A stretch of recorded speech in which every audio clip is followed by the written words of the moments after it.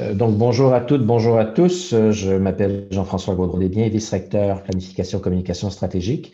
Et il me fait plaisir de vous accueillir pour cet autre séminaire de planification stratégique. Séminaire qui, je dirais, nous vient de loin. Aujourd'hui, d'Australie, en fait, où se trouve en ce moment notre invité, le docteur Jean-Frédéric Lévesque. Euh, Permettez-moi de vous présenter le docteur Lévesque, que je remercie d'ailleurs de sa disponibilité et de la flexibilité de son horaire parce qu'il est 7 heures du matin, là où il est en Australie. Alors, le docteur Lévesque a étudié à l'Université de Montréal, il a fait ses études en médecine, il a un doctorat en santé publique de l'Université de Montréal. Il est présentement Chief Executive Officer du Bureau d'information en matière de santé de l'État de New South Wales. Il a auparavant travaillé à l'Institut national de santé publique du Québec. Et ainsi de suite. Donc, il y a un vaste parcours en santé publique. Le docteur Lévesque s'est intéressé depuis plusieurs années non seulement à la théorie, mais à la pratique des organisations apprenantes. C'est un mot qu'on entend beaucoup de ce temps-ci. On peut se poser la question, mais est-ce que les universités sont vraiment des organisations apprenantes, même si évidemment elles valorisent l'innovation, etc., compte tenu des contraintes qui pèsent sur ces grosses organisations? Alors, le docteur Lévesque, dans le cadre de son séminaire, qui est intitulé Expérience, mémoire et habitudes, réflexion sur l'implantation d'organisations apprenantes, va réfléchir sur son expérience là-dessus et l'expérience qu'il vit en ce moment en Australie. Donc, sans plus tarder, je vais laisser la parole au docteur Lévesque en le remerciant encore d'être avec nous. Après sa présentation, il va y avoir, comme à l'habitude, une séance de questions-réponses qui sera animée par ma collègue Catherine Régis. Docteur Lévesque. Excellent. Merci beaucoup de l'introduction. C'est un plaisir d'être avec vous aujourd'hui. C'est un plaisir, mais c'est aussi un peu anxiogène. J'ai fait, comme vous le disiez, toutes mes études à l'Université de Montréal. Donc, l'Université de Montréal, c'est vraiment mon alma mater. Bon, j'ai été professeur aussi en clinique à l'Université de Montréal pendant plusieurs années avant de venir vivre en Australie. Donc, c'est un moment important pour moi. Puis ça me fait vraiment plaisir de partager certaines de mes réflexions avec des collègues de l'université. Et j'espère réellement que les réflexions que je vais apporter vont être utiles à votre démarche là, de réflexion stratégique. Je vais partager mon écran pour démarrer la présentation. Donc, si on peut me confirmer que ma présentation est présente à l'écran. Ça fonctionne. Ça fonctionne, oui. Excellent, excellent. Merci. Donc, merci pour l'introduction et je vais faire une petite correction parce que je suis présentement PDG de l'Agence d'innovation clinique. J'étais auparavant PDG du Bureau d'information sur la santé en Nouvelle-Galles du Sud. Et donc, ça fait maintenant un peu plus de 8 ans que je suis installé à Sydney, en Australie. Et je vais réfléchir ou je vais apporter des réflexions aujourd'hui sur ces deux organisations-là et le processus, les différents processus qu'on a mis en place pour tenter de les transformer en organisations apprenantes. Mais je vais aussi puiser un peu sur mon expérience antérieure au Québec, comme vous allez le voir dans la présentation. Avant d'aller plus loin, j'aimerais reconnaître les gardiens traditionnels des territoires sur lesquels je vous rencontre aujourd'hui. Je suis sur les terres de la population Gamerigo à Sydney et j'aimerais exprimer mon respect envers les anciens du passé, du présent et aussi ceux du futur.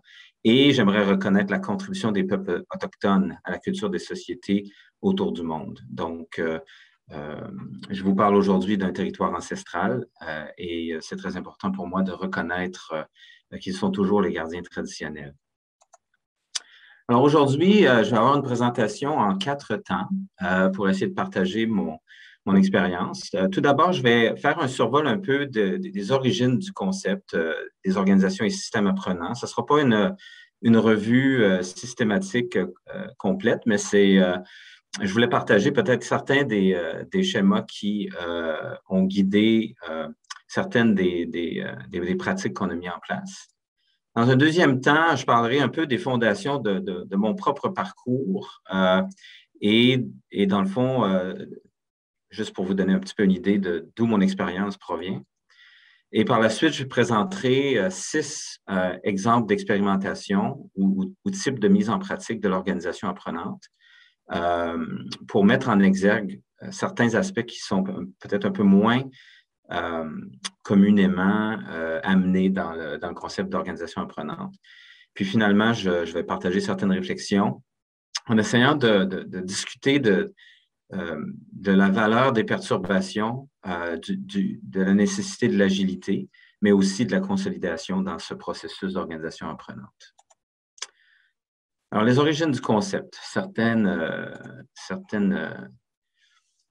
Démarrons avec la connaissance. Donc, l'apprentissage, comme vous le savez, c'est l'acquisition de connaissances ou de compétences. Et la définition la plus simple dit que ça se fait par l'étude, par l'expérience ou par l'enseignement. Et donc, je pense que ça donne le ton dès le départ qu'une organisation apprenante, c'est une organisation qui doit étudier, c'est une organisation qui doit vivre des expériences et essayer de tirer profit de ces expériences-là. Et évidemment, c'est une organisation qui doit aussi enseigner à l'intérieur de sa propre organisation pour devenir une organisation apprenante. Et moi, je vous parle aujourd'hui de ma position de leader d'une organisation qui est essentiellement une organisation de création de connaissances. L'Agence d'innovation clinique, c'est une agence qui finalement travaille avec le système de santé ici et qui génère de la nouvelle connaissance en ce qui a trait aux pratiques cliniques, aux innovations organisationnelles, etc. Mais on a dû faire un travail sur notre propre organisation pour devenir une organisation apprenante. Sinon, on était simplement une organisation soutenant l'apprentissage du réseau clinique sans être nous-mêmes une organisation apprenante. Et donc, je vais aujourd'hui surtout parler de ce focus sur l'organisation, pas tellement sur nos activités qui soutiennent l'apprentissage des cliniciens, parce que vraiment, c'est à un autre niveau ici. Comment est-ce qu'on apprend? On apprend si on perçoit notre réalité, on apprend si on peut mémoriser ce qui se passe et nos activités et l'impact de nos activités. On apprend si nos pratiques et nos habitudes changent. Sinon, on a beaucoup de connaissances, mais sans nécessairement avoir appris. On apprend si on prend conscience du processus en cours, et donc c'est la cognition. Et on apprend si nos attitudes changent également. Et donc, comme on dit souvent à nos enfants, je te l'ai dit tellement souvent, pourquoi est-ce que tu n'as pas appris? Et donc, spontanément ou de manière très informelle dans notre vie de tous les jours, on fait une distinction entre savoir et avoir appris. Lorsqu'on a appris, c'est qu'on a changé, on a transformé quelque chose. Bien souvent, on sait que notre comportement devrait changer, mais malheureusement, l'apprentissage ne s'est pas fait au complet. Et donc, ça, c'est la même chose à l'échelle des organisations. Ce n'est pas suffisant de porter un regard sur l'organisation. Il faut vraiment qu'il y ait une action et une transformation de l'organisation qui soit faite si on veut que l'organisation ait appris du processus. Alors, une définition de l'organisation apprenante, ce n'est pas une définition récente, ça vient de Kaufman et Senge, mais je l'aime beaucoup cette définition-là. C'est-à-dire qu'une organisation apprenante, dans le fond, c'est une organisation qui travaille avec ses membres pour identifier et enlever les obstacles à l'apprentissage. Et c'est une organisation qui construit sa structure et sa culture pour un apprentissage continu, une adaptation et une amélioration des processus. Et j'aimerais mettre l'accent sur la dernière composante qui est tout ça dans l'objectif de, oui, remplir les objectifs organisationnels, mais aussi de répondre aux besoins et aspirations des acteurs concernés. Et donc, ça, c'est souvent nos employés ou nos étudiants ou la communauté qui nous entoure. Mais ce n'est pas simplement, l'organisation apprenante, ce n'est pas une organisation qui simplement apprend à devenir meilleure, à faire ce qu'elle est supposée de faire. Elle apprend aussi à impliquer ses composantes, ses parties prenantes à l'intérieur de ce processus-là. Et ça, c'est très important parce que sinon, on peut être une organisation qui réfléchit sur son activité, qui est très productive, mais finalement, elle n'apprendra pas sans le soutien externe ou sans un processus formel de révision de ces processus, alors que l'apprentissage, on voit, c'est un processus continu. Donc, la participation des employés, la participation de nos clients, c'est vraiment fondamental au concept d'organisation apprenante. Un autre schéma qui est très simple, mais qui illustre bien, je pense, certaines des composantes, puis je vais parler de plusieurs de ces composantes-là par la suite. Ça vient de Kolb en 84. Au centre, il y a la motivation, qui est vraiment fondamentale à l'apprentissage. Et donc, ça, c'est pour ça que c'est très important d'impliquer les gens, parce que leur motivation est fondamentale au fait que l'organisation apprenne. Et on doit percevoir, avoir des systèmes de collecte de données. On doit avoir des processus pour réfléchir et essayer d'acquérir de la connaissance sur ces données-là. Par la suite, de partager cette connaissance et d'avoir un processus de planification du changement et par la suite, d'implanter de manière coordonnée les actions nécessaires qui proviennent de ce cycle de réflexion, de perception et de transformation. Comment est-ce qu'on apprend? Bien, on apprend parfois en faisant, et ça, c'est de l'expérimentation concrète. Donc, impliquer les gens, ça permet vraiment de faire en sorte qu'ils participent au processus, qu'ils réalisent quels sont les problèmes dans l'organisation, puis qu'ils apprennent en faisant. On apprend en réfléchissant, en portant une réflexion sur les choses, en faisant une recherche, en essayant vraiment de comprendre les phénomènes, mais aussi parfois en partageant ou en appliquant les leçons d'autres contextes. Et ça, je vais en parler un petit peu plus tard lorsque je vais parler de l'architecture de l'écoute. Parce que apprendre des autres contextes, c'est pas facile. Ça demande une conceptualisation, une abstraction pour vraiment transposer ça dans nos propres organisations, dans nos propres milieux. Mais c'est aussi fondamental à un apprentissage qui est continu. Puis finalement, la cinquième façon, c'est d'accomplir de nouvelles tâches ou d'accomplir des tâches connues dans de nouveaux contextes qui permettent une expérimentation, mais une expérimentation qui est beaucoup plus abstraite parce qu'elle nous sort de notre habitus ou de notre habitude de production.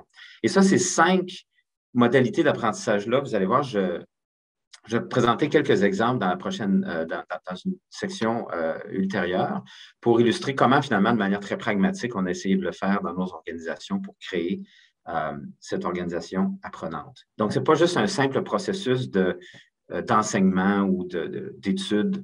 L'apprentissage, c'est très actif aussi, comme vous pouvez le voir. Je présente ce cadre conceptuel de l'organisation apprenante. Ça vient de Meyer en 82. Encore une fois, il n'y a rien de nouveau. Ça fait longtemps qu'on réfléchit aux organisations apprenantes. Et cette conceptualisation est importante aussi parce que ce que Meyer a apporté, qui est vraiment fondamental, c'est la notion du Slack. Et je vais vous en parler un petit peu plus.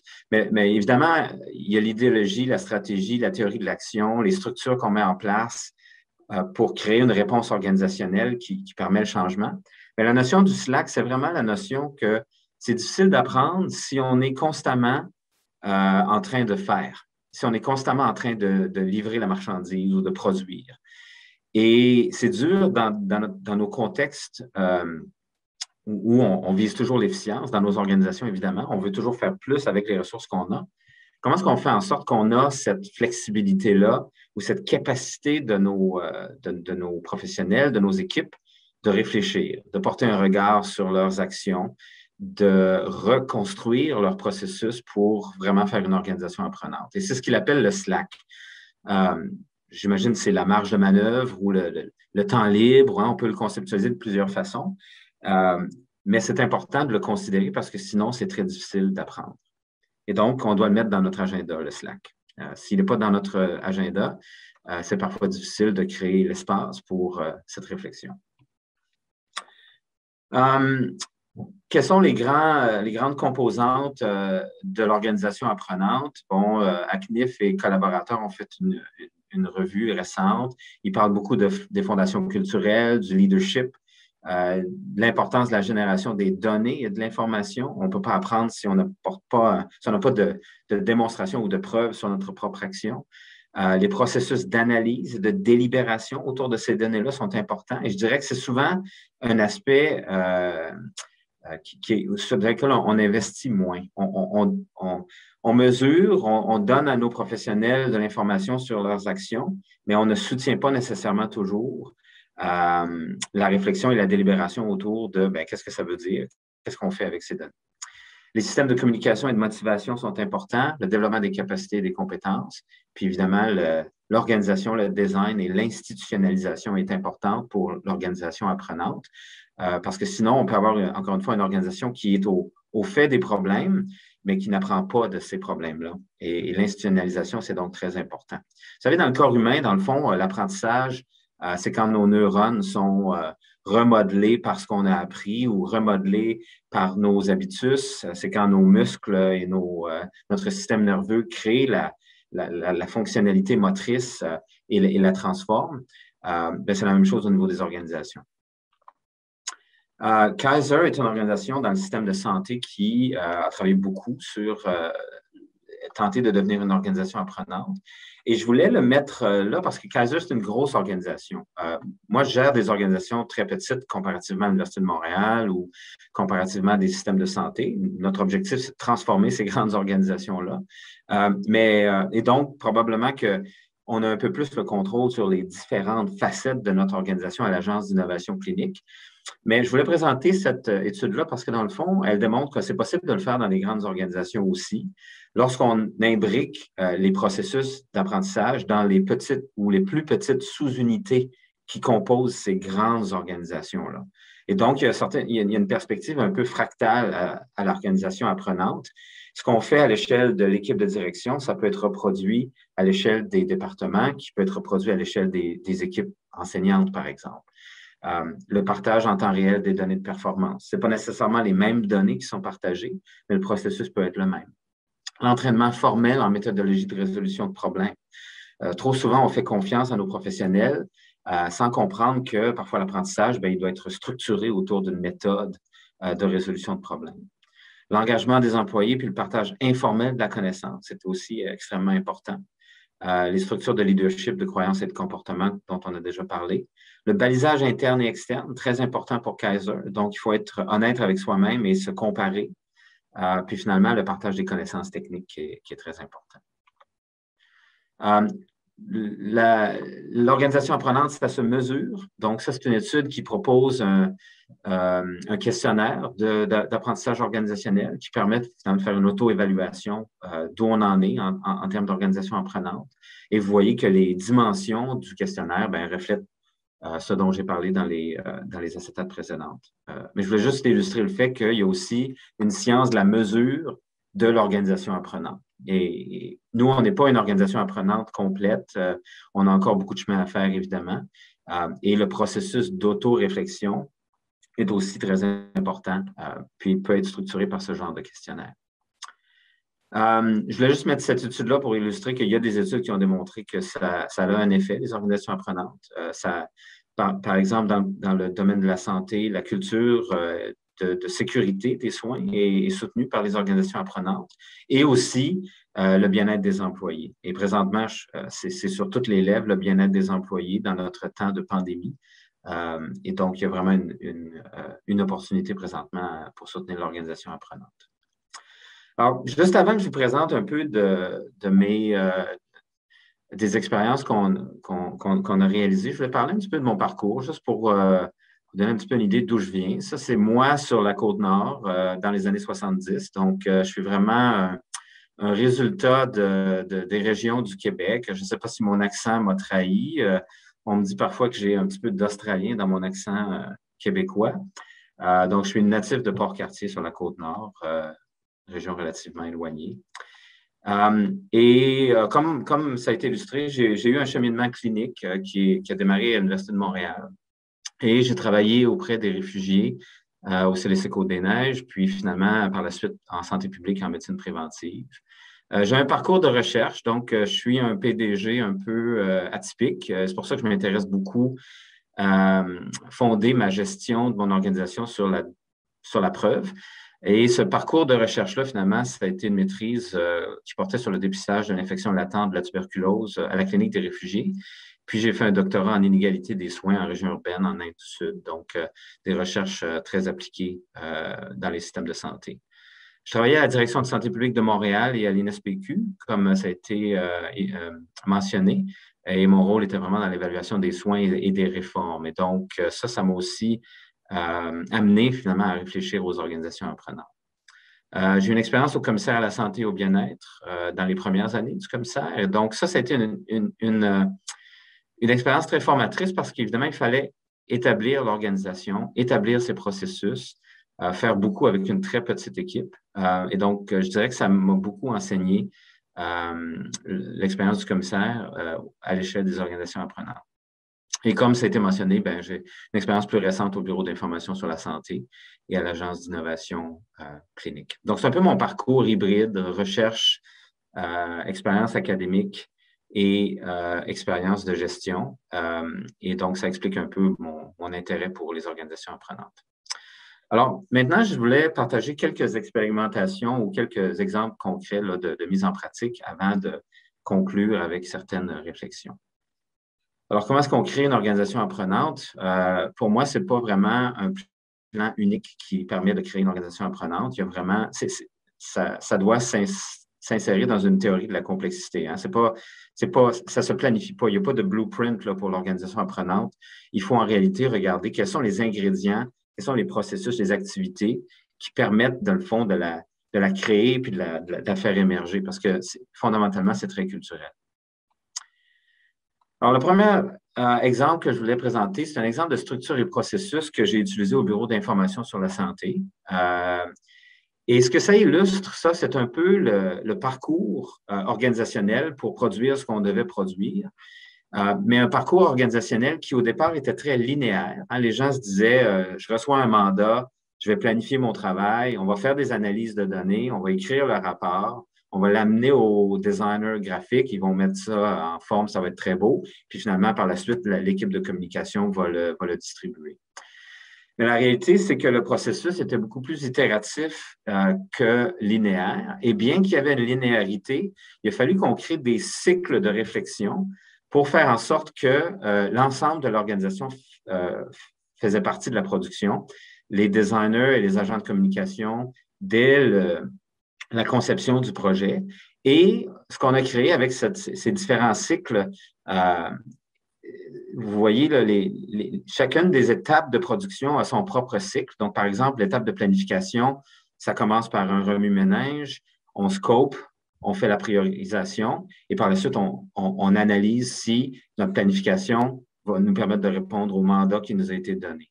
Et ça nous ramène à une étape de remue-ménage avant qu'on passe à la prochaine étape, qui est l'étape d'analyse, qui, elle, a son propre cycle.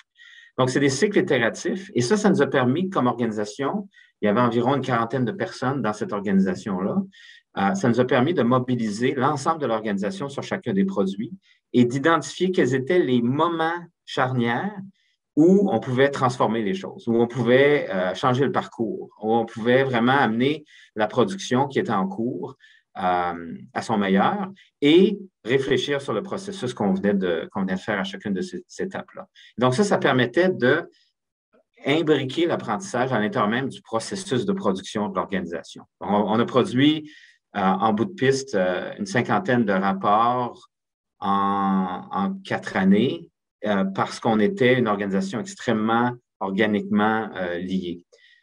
Ça a été très difficile d'implanter ça parce que la majorité des gens ont une pensée très linéaire. Mais lorsqu'on a réussi à l'implanter puis à créer ces moments, on a vraiment vu que l'ensemble de l'organisation s'est mis à performer de manière très différente et à évoluer. Puis, ça nous a permis d'amener beaucoup d'innovation organisationnelle. Ici, à l'Agence d'innovation clinique, on a aussi des moments charnières comme ça, mais notre production est beaucoup plus complexe qu'au Bureau d'information sur la santé. Et on investit donc énormément sur les plateformes de partage électronique. Donc, ça, c'est notre exemple de notre plateforme Teams. Vous voyez mes dossiers Teams à la gauche. Et vraiment, l'organisation est encouragée à utiliser ces modalités de partage-là plutôt que le courriel pour communiquer, faire en sorte que l'information partagée, elle est partagée globalement à l'intérieur de l'organisation et faciliter cet échange plus informel d'informations dont on parle, qui est vraiment fondamental à l'organisation apprenante. Ça, c'est pas facile non plus parce que les gens sont pas toujours prêts à partager les informations cruciales sur ces plateformes-là. Mais lorsqu'on réalise que finalement, ce sont des plateformes sécuritaires, nos employés, ce sont nos collègues, ce sont nos collaborateurs, font partie de la même équipe, etc. Ça permet encore une fois de soutenir cet apprentissage collectif. Le second exemple, parmi les 6 que je voulais partager, c'est beaucoup plus conceptuel, mais c'est important. Ça, c'est une publication qu'on a faite en 2017 qui provenait finalement de notre expérience de changement. Et donc, ce qu'on illustre là, c'est les 8 leviers de changement qui sont fondamentaux puis qui sont très utiles à l'émergence d'organisations apprenantes. Et ce que cette conceptualisation-là dit finalement, c'est qu'il y a tout d'abord au bas la dimension de la source de motivation. Hein. Les gens font des choses parce qu'ils ont une motivation interne, mais parfois aussi ils font des choses parce on leur donne la motivation du point de vue externe. Et le changement, il peut être soit émergent ou il peut être planifié. Et les organisations apprenantes, c'est des organisations qui mobilisent beaucoup le changement émergent, mais pas juste le changement émergent, parce que le changement émergent, seul, il crée souvent du chaos, il crée souvent de bonnes idées, mais des idées qui ne peuvent pas être finalement utilisées dans une manière cohérente pour vraiment créer un impact et un changement. Donc, ça prend un peu de changement planifié aussi. Et ce que ces deux dimensions-là créent, finalement, c'est une matrice de leviers de changement. Et ce que vous voyez donc en bas à gauche, c'est les leviers mimétiques et cognitifs. Ça, c'est tout le rôle des données. Le cognitif, c'est de réaliser quelque chose, c'est de prendre conscience d'un phénomène. Et donc, les organisations apprenantes, elles donnent beaucoup d'informations à leurs employés sur leurs propres activités. Le mimétique, c'est lorsqu'on réalise que notre collègue ou une organisation similaire ailleurs fait mieux que nous ou a des bonnes idées, puis on veut finalement émuler leurs bonnes pratiques. Ça soutient le changement émergent puis la motivation interne. Et c'est très important parce que c'est vraiment la fondation, je dirais, ou le fondement de l'organisation apprenante. Mais il y a aussi le planifié qui soutient la motivation interne. Et ça, c'est tous les leviers de support puis les leviers de formation. Donc, il faut enseigner à nos employés, il faut avoir un programme de développement organisationnel sur la gestion de l'organisation, sur la stratégie organisationnelle. Il faut faire en sorte que ces processus-là soient soutenus. Ici, à l'Agence d'innovation clinique, je dirais que c'est dans la dernière année qu'on a vraiment réussi à mettre en place des processus de soutien à l'organisation apprenante. Avant ça, c'était très diffus dans l'organisation, puis on voyait qu'on était beaucoup moins efficace pour le réaliser. Après ça, il y a toute la motivation externe. Et là, je vais aller en haut à droite. C'est les leviers les plus souvent cités dans la littérature, les leviers coercitifs et les leviers normatifs.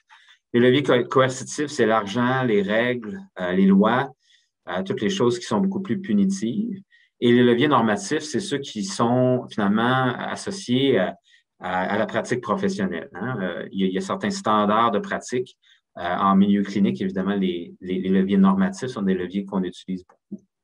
Les organisations apprenantes, c'est des organisations qui mobilisent aussi ces leviers-là. Les organisations apprenantes, c'est des organisations qui, lorsqu'ils réalisent que finalement, il y a de bonnes façons de faire les choses, puis il y a des façons moins efficaces de faire les choses, bien, ça met en place des processus, et par la suite, ça mesure si ces processus-là sont respectés ou non. Donc, ça utilise les leviers normatifs, les leviers coercitifs aussi, mais évidemment, en dose adéquate, parce qu'on veut préserver la motivation interne, mais parfois, ça demande un peu de levier plus coercitif. Puis finalement, en bas à droite, il y a ce qu'on appelle les leviers émergents externes. C'est vraiment les pressions que l'environnement nous impose. Donc, ça peut être des leviers structuraux ou des leviers compétitifs. Les leviers structuraux, c'est lorsque, par exemple, on dit aux gens c'est comme ça qu'on va gérer notre projet, ce sont les étapes qu'on va prendre. Et donc, tout le monde va travailler de cette manière-là et on va amener les équipes multidisciplinaires ensemble pour générer notre travail. Et ça crée des pressions structurelles pour l'organisation apprenante parce que on force constamment l'environnement externe à influencer le comportement des personnes qui travaillent dans notre entreprise. Puis finalement, le dernier, c'est le compétitif. Ça, c'est important aussi de le conserver. Il faut reconnaître l'excellence lorsqu'elle est présente, puis encourager. Puis on peut utiliser des modalités allocatives qui, finalement, créent un peu de compétition entre les acteurs et permet de conserver cette dynamique-là, puis aussi de reconnaître, finalement, ceux qui contribuent de manière très productive aux organisations apprenantes. Donc, vous voyez, les leviers, dans le fond, c'est comme des champs de force qu'on doit utiliser. Et moi, je suis convaincu qu'une organisation apprenante, c'est une organisation qui n'est pas essentiellement formative, par exemple. Il y a beaucoup de littérature où ils disent ce qu'il faut faire, dans le fond, c'est d'investir dans la capacité des employés. Oui, c'est vrai, mais il faut investir aussi dans de bons processus qui mettent des pressions externes sur les employés. Il faut les soutenir dans leur réflexion sur leur propre travail pour vraiment mobiliser les différents leviers, puis faire en sorte qu'ils soient en synergie pour une organisation beaucoup plus apprenante.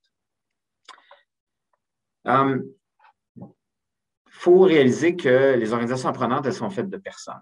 Et donc, toutes les personnes ne sont pas au même stade de préparation pour le changement. Puis encore là, ça, je fais appel à une conceptualisation qui n'est pas nouvelle du tout, la conceptualisation de la diffusion de l'innovation de Rogers.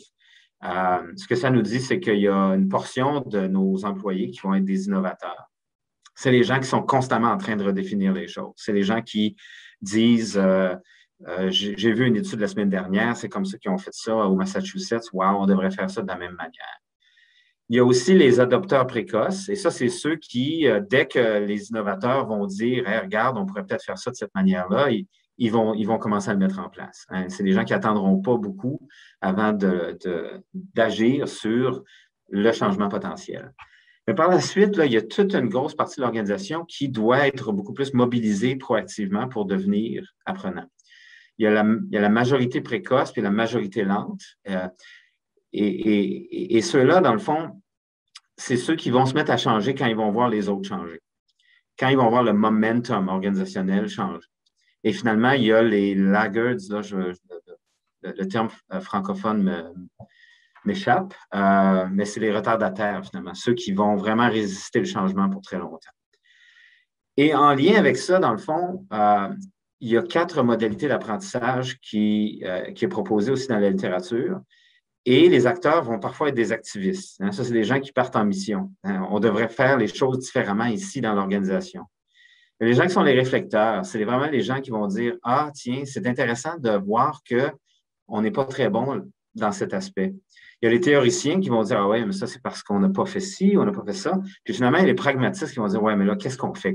Comment est-ce qu'on agit? » Et quand on comprend un peu nos acteurs, qui sont les majorités latentes, qui sont les adopteurs précoces, qui peut être notre levier de changement ou d'apprentissage de manière activiste ou de manière théorique, ça nous permet aussi de mettre en scène, finalement, des moments d'apprentissage à l'intérieur de l'organisation où on essaie de mobiliser ces différents profils et ces différents types-là.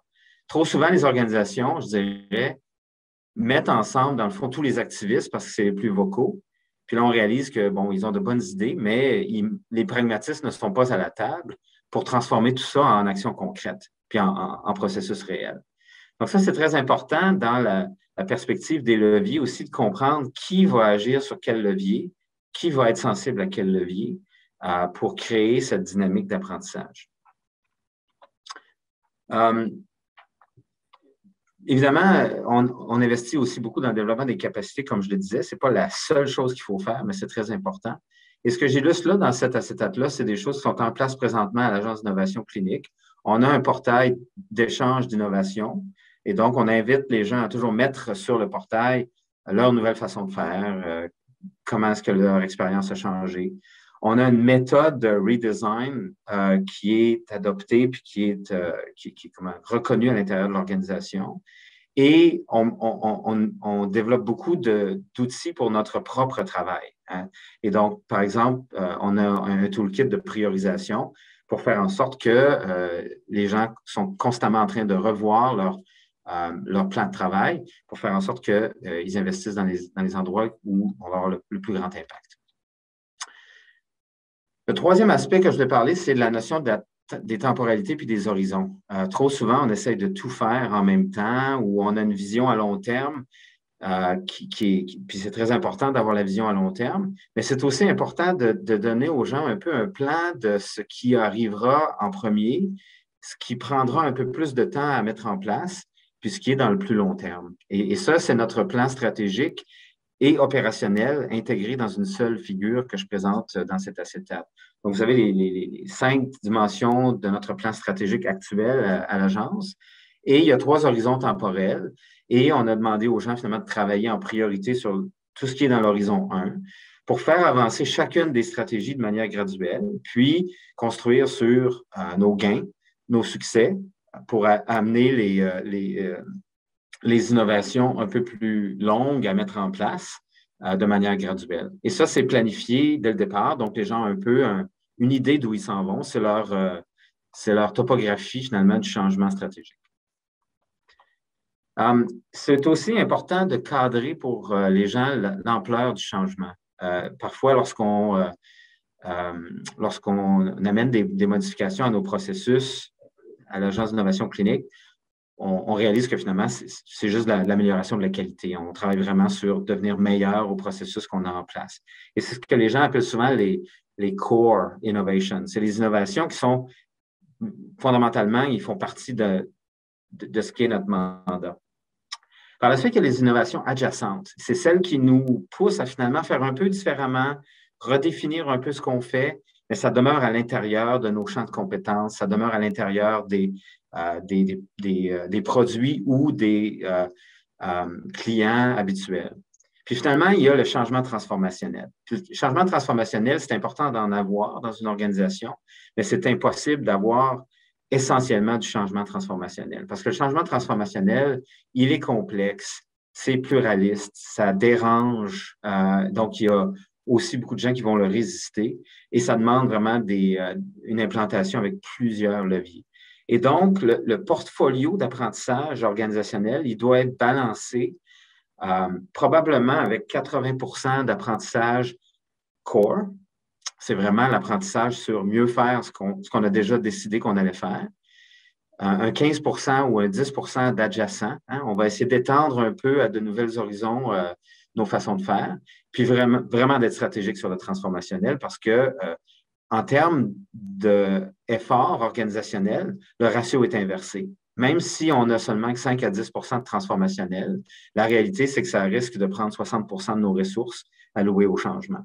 Et donc, trop souvent, on met trop de transformationnel et ça nous empêche finalement de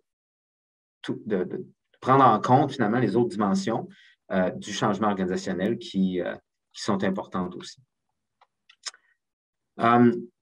Ça, c'est un exemple où, dans notre processus de changement stratégique, donc, vous voyez, on a les mêmes 5 dimensions stratégiques que j'ai présentées auparavant dans notre matrice temporelle. Et ce qu'on a fait récemment, c'est on a fait une mesure de notre travail pour voir dans quelle mesure est-ce qu'on est en train d'adresser ces 5 dimensions stratégiques-là. Et ce qu'on voit, donc, ça date de 6 mois. Là. Il y a 6 mois, 44% de nos projets visaient à mieux engager les patients, les cliniciens et les gestionnaires du système de santé. Pas surprenant, c'est notre rôle. 24% dans la réponse aux défis du système fondé sur l'évidence ou la preuve. Donc, on amène beaucoup plus la recherche à l'intérieur de nos travaux.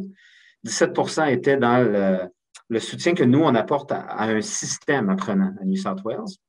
12% étaient sur le soutien à la créativité et à l'innovation. Puis on réalisait qu'on n'avait aucun projet qui était sur l'investissement dans nos propres personnes, dans notre développement collectif de leadership à l'intérieur du portfolio.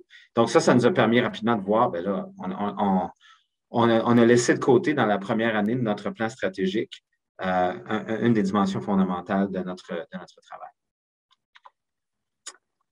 Le 4e aspect de l'organisation apprenante, pour moi, c'est de vraiment comprendre ce que j'appelle le génome organisationnel. Puis ça, cette figure-là, c'est le génome organisationnel de l'Agence d'innovation clinique. Trop souvent, les équipes, les directions, les unités, toutes les structures qui créent des appartenances, mais aussi, dans le fond, qui créent des distinctions et des barrières et des silos, elles sont parfois de fausses représentations de ce que l'organisation est, de ce que l'organisation fait. Hein, on a souvent tendance à croire que la structure organisationnelle, c'est un reflet de la production puis des compétences de l'organisation. Donc, ça prend aussi une compréhension du génome organisationnel. Ça c'est pas notre structure organisationnelle, bien qu'elle commence à ressembler un peu à ça. Ça, c'est les 4 fonctions principales ou les 4 ingrédients de l'Agence d'innovation clinique qui nous permettent d'être efficaces dans notre travail. On a de l'expertise en engagement ou en participation des cliniciens. On a de l'expertise en démonstration ou en évidence. On a de l'expertise en changement. On a de l'expertise en communication. Et ce qu'on fait de plus en plus, c'est de mettre toujours dans chacun des projets ces quatre expertises-là ensemble pour délibérer et progresser les projets. Trop souvent, les équipes tentaient de combler le génome organisationnel eux-mêmes. Donc, nos équipes d'engagement clinique designaient leurs propres produits, planifiaient leurs propres plans de transformation, etc. Et les experts de changement qu'on avait au sein même de notre organisation n'étaient pas mobilisés pour participer à leur projet. Donc, l'organisation a dû apprendre à travailler différemment. Puis, une des façons, ça a été de rendre très visible et de manière très simple quel était notre ADN, finalement, notre ADN organisationnel. Et pour créer nos tissus, pour créer notre production, ben, on a besoin de mobiliser la totalité de notre ADN. Sinon, on ne travaille pas de la bonne façon. Donc, le génome organisationnel, c'est la compréhension un peu de notre fonction, de nos compétences, des interdépendances, finalement, entre les différents professionnels. Ça passe beaucoup aussi, et je vois que le temps avance, donc je vais poursuivre rondement. Ça passe aussi par des outils d'apprentissage collectif. Et ça, c'est notre intranet, qui est différent de nos plateformes de partage collaboratif. L'intranet, c'est là où on met toutes nos... L'intranet, pour nous, c'est notre mémoire. La mémoire organisationnelle, elle est bien sûr dans les gens. Hein? Les gens travaillent à l'intérieur de l'organisation, se souviennent des processus, etc. Mais ce n'est pas suffisant.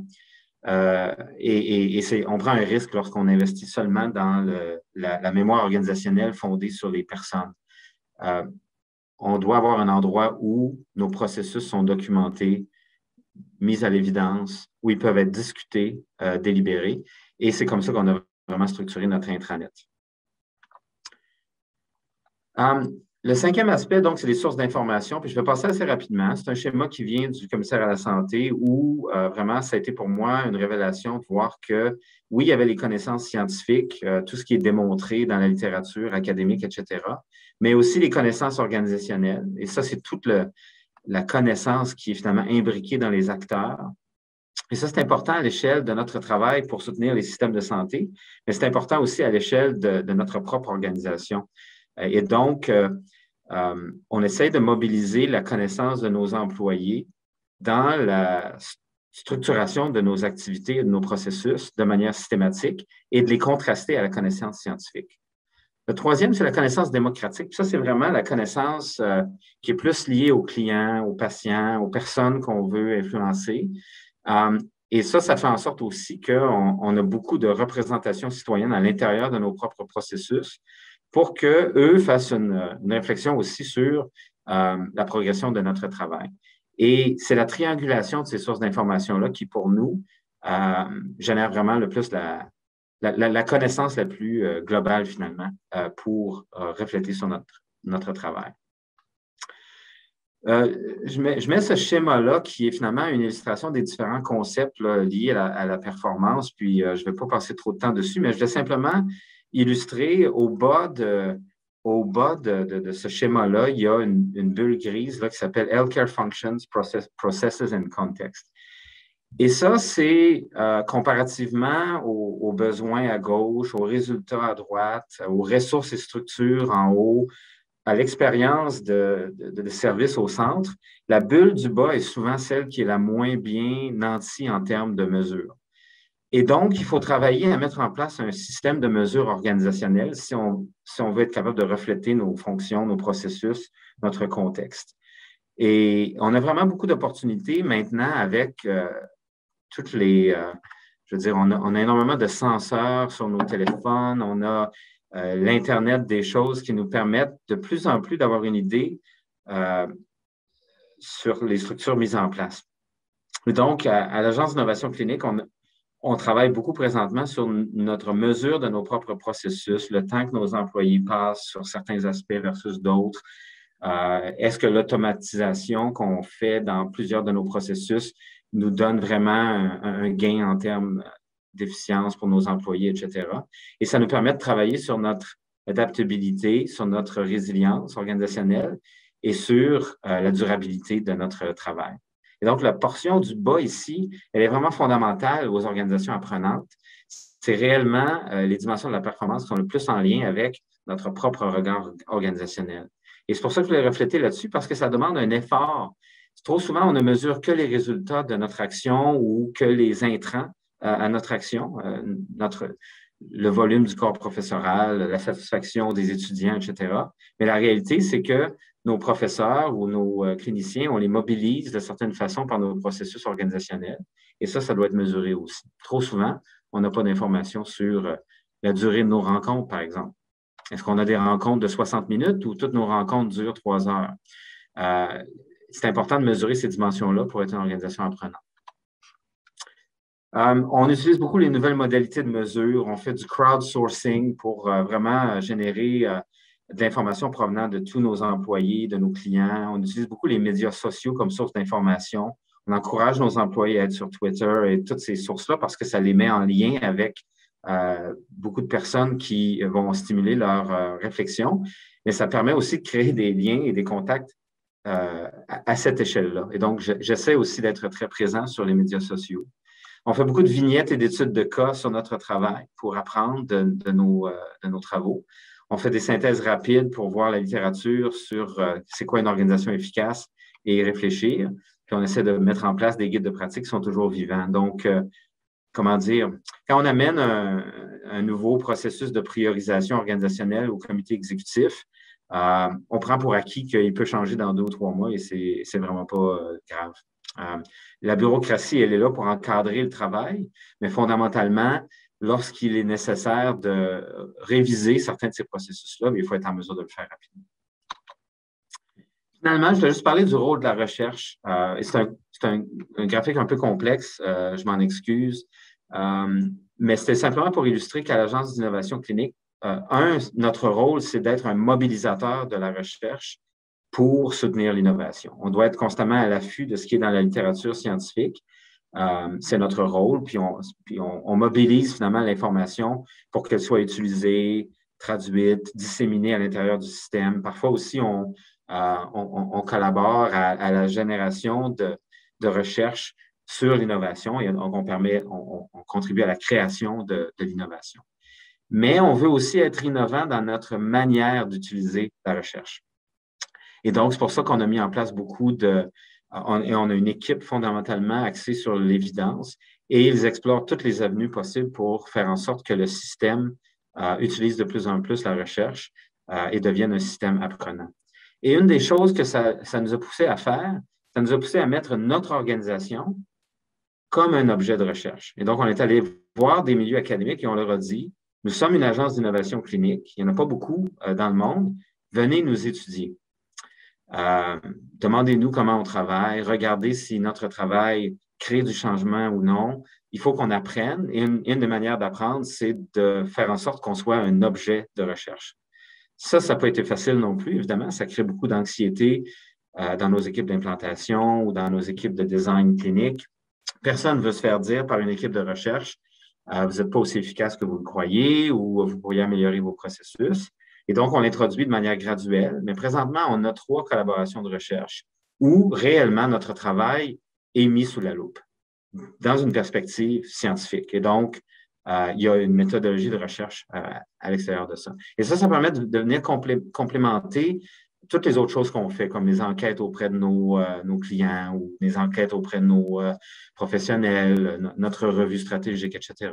On s'est mis sous la loupe. On a dit, nous sommes une expérience et il faut que vous veniez nous étudier.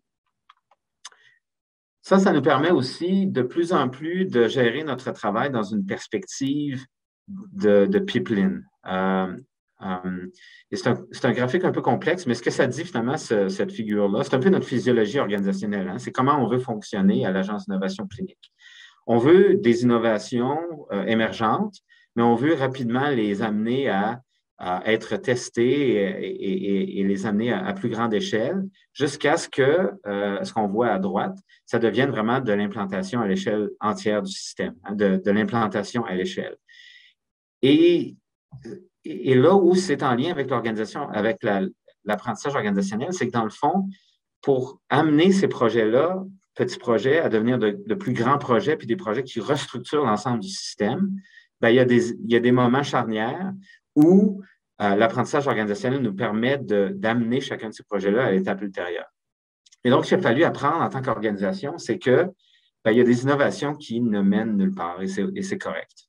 Et ça, il a fallu vraiment apprendre et mettre en place des processus qui nous permettent d'arrêter les innovations qui n'étaient pas prometteuses pour continuer et soutenir les innovations qui étaient plus prometteuses. Ça, c'est très difficile, hein, vous savez, parce que tout le monde aime son enfant, tout le monde aime le produit de son travail. Et abandonner ce produit-là, ça demande énormément de maturité. Et donc, en tant qu'organisation, il faut soutenir ce processus-là, parce que sinon, on tente trop de choses finalement et on ne soutient pas ce qui va réellement avoir du succès. Et donc, il y a un processus de sélection des innovations qui doit être soutenu par un processus d'apprentissage puis par l'organisation apprenante. Donc, je vais juste conclure la présentation par quelques réflexions. Donc, ça, c'est encore moi sur la Côte-Nord. Hein, ça a commencé très tôt, mon intérêt pour l'Australie. J'apprenais à faire du surf dans une piscine. Beaucoup plus facile que de faire du surf sur les plages en Australie. Qu'est-ce que je tiens de cette organisation apprenante-là? Et j'ai 3 acétates pour conclure ma présentation. Tout d'abord, il faut vraiment investir dans la culture d'apprentissage. Et ça demande, un peu comme je l'ai démontré, de créer des communautés de pratique, hein, des lieux où les gens vont vraiment pouvoir partager de manière très sécure. Il faut évaluer les projets. Il faut mettre l'organisation comme objet de recherche, comme je viens de le mentionner. Il faut investir dans le développement organisationnel. Et je sais, vous savez, les milieux académiques, pour moi, c'est un peu comme l'Agence d'innovation clinique en termes de type de gestionnaire qu'on a. Nous, nos gestionnaires, c'est beaucoup des anciennes infirmières, des cliniciens qui se sont intéressés au leadership clinique, à l'innovation clinique. Et fondamentalement, il a fallu porter un regard là-dessus et se dire, bien, regardez, finalement, on n'est pas vraiment des gestionnaires de carrière, on n'est pas des professionnels de la gestion. Et il faut investir dans notre développement organisationnel. Il faut engager les acteurs internes et externes. Il faut mobiliser l'ensemble de l'organisation le plus possible. Et ça, c'est difficile parce que ça demande beaucoup de mettre en place des processus de délibération. Ça demande aussi d'accepter que parfois, les processus de planification peuvent être un peu plus longs, un peu plus tortueux. Mais en bout de piste, s'ils mobilisent l'ensemble de l'organisation, on investit vraiment dans la culture d'apprentissage. Ça prend une architecture de l'écoute. Parce que trop souvent, les signaux, ils sont un peu partout, mais on n'est pas à l'écoute de ces signaux-là et donc c'est très difficile d'apprendre. J'ai parlé des médias sociaux, les sondages qu'on doit faire pour vraiment créer de la donnée qui est de nature différente de ce qu'on fait. Je ne savais pas comment le dire en français, mais les exit interviews, donc les entrevues quand les gens quittent sont vraiment importantes parce que les gens quittent parfois parce qu'ils ont des plateformes nouvelles pour leur carrière. Les gens quittent parfois parce qu'ils ont de l'insatisfaction à l'égard de comment on les a soutenus. Et ça, c'est très important de capter ces messages-là pour améliorer notre processus. Le scan environnemental, j'en ai parlé. Je vais parler un petit peu plus des alliances et des influences. C'est très important d'amener des leaders d'opinion à l'intérieur de l'organisation pour mettre au défi finalement la pensée commune qui trop souvent nous empêche d'apprendre. Il faut analyser les plaintes et vraiment porter attention aux gens qui critiquent notre travail. C'est fondamental. Et il faut mettre en place des processus de co-design parce que les processus de co-design permettent finalement d'imbriquer l'écoute à l'intérieur même du processus de planification ou de design organisationnel. Parce que nos clients sont à même de pouvoir exprimer finalement comment est-ce qu'on répond à leurs besoins alors qu'on est en train de designer le produit qui leur est destiné. Et finalement, ça demande aussi un leadership d'apprentissage. Il faut créer un environnement sécuritaire, mais l'environnement sécuritaire, ce n'est pas qu'un environnement qui accepte tout et qui ne met pas au défi les personnes. L'environnement doit être sécuritaire justement parce qu'une organisation apprenante, c'est une organisation qui met au défi, c'est une organisation qui valorise le débat. C'est une organisation qui permet aux idées discordantes d'être réellement discutées plutôt que d'être ignorées parce qu'on ne veut pas créer de remous. Et donc ça demande un leadership très fort parce que créer cet environnement sécuritaire-là, c'est pas quelque chose de facile. Les gens n'aiment pas nécessairement le conflit, les gens n'aiment pas nécessairement le débat, mais il est vraiment fondamental à l'organisation apprenante. Donc, il faut le démontrer soi-même par son leadership. Il faut promouvoir la diversité des idées, comme je le disais. Je voulais parler du roulement de personnel aussi parce que à l'Agence d'innovation clinique, je dirais qu'on a probablement un roulement de personnel d'environ 20 ou de 18-17 et ce qui est très élevé. Et on se posait des questions à cet égard. Puis finalement, dans nos analyses, on a réalisé que c'est parce qu'on est une plateforme de lancement pour plusieurs personnes.